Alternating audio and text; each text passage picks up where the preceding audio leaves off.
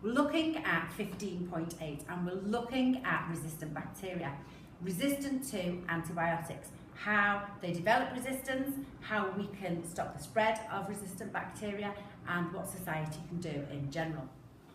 Okay, so antibiotic resistant bacteria. The most common one you will have heard of is methicillin resistant Staphylococcus aureus. Methicillin is the antibiotic and Staphylococcus is the bacteria. So it's MRSA. And the reason why you will have heard about it is because lots of hospitals in the UK will say we do not have MRSA. Lots of people go into hospital for a routine operation and then they can end up dying because they pick up the Staphylococcus aureus that is resistant to the antibiotic, and their immune system is already lowered, perhaps because they're ill with something else, and you can end up dying from it. So how have resistant bacteria become so prevalent in today's society?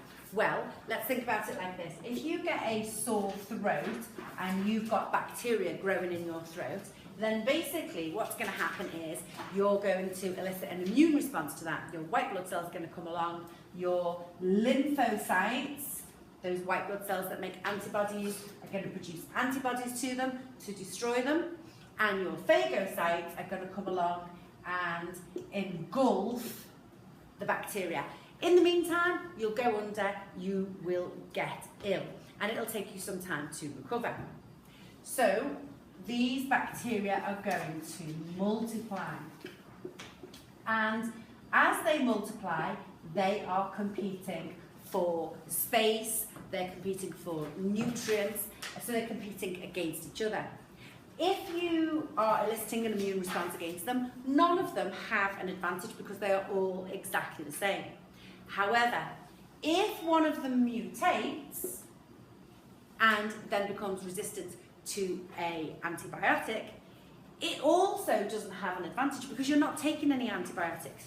You are literally just fighting them off with your white blood cells, with your own immune system. So although that one has developed resistance, doesn't have an advantage, it's no more likely than any of the other ones to survive, breed, and pass on its genes to the next generation. So all of these will divide once more.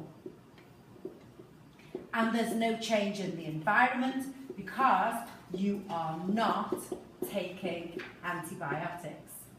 However, the minute you decide to take antibiotics, then what you do is your antibiotics will destroy, they'll kill all of these bacteria, and then suddenly the resistant ones have an advantage.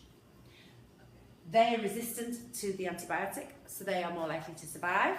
They've now got more space, they've now got more nutrients, and they will continue to pass on their genes to the next generation. And then every time you cough, sneeze, splutter, spread your bacteria, you're spreading antibiotic-resistant bacteria into the environment. Now again, no big deal because most people, their immune system will kick in and it will fight it off. However, what you need to think about is the very young, the very old, or the immunocompromised. These are people who won't be able to fight that bacteria off, and it can be fatal.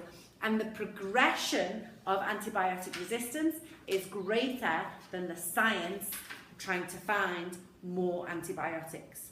So it's a race against resistance. So what can we do to reduce the rate of antibiotic strains developing? The first thing that we can do is we can stop doctors from prescribing antibiotics when perhaps they don't know which type of bacterial infection you have. Number two, they could leave you to go under, to get ill, to then make your resistance yourself against the bacteria. And sometimes you may be infected by a virus, and of course antibiotics have no effect on viral infections at all. Why? Because viruses exist inside your cells, whereas the bacteria, the antibiotic is outside your cells, and so it can't actually reach it. The second thing we can make sure that we do is to make sure that if you are given antibiotics, you continue the course of antibiotics until they're completely finished. So if the doctor's told you to take antibiotics for 2 weeks, you'll take it for 2 weeks even if you feel better after a week. The third piece of advice to reduce antibiotic resistance in society is to not use antibiotics as a prophylactic.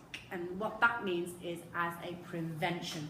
So use antibiotics when you're trying to cure something, but don't use it to stop somebody getting something. Now, when do you see this happen? Well, it happens in agriculture.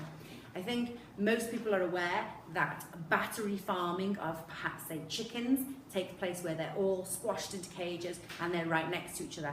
Well, of course, that's going to increase the chance of disease being passed from one bird to another.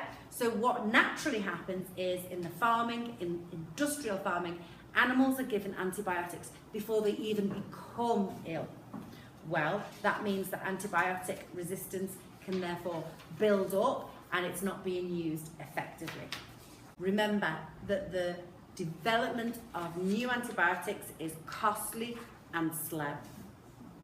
Also remember that the development of new antibiotics can't keep up with the emergence of new strains of antibiotic resistant bacteria.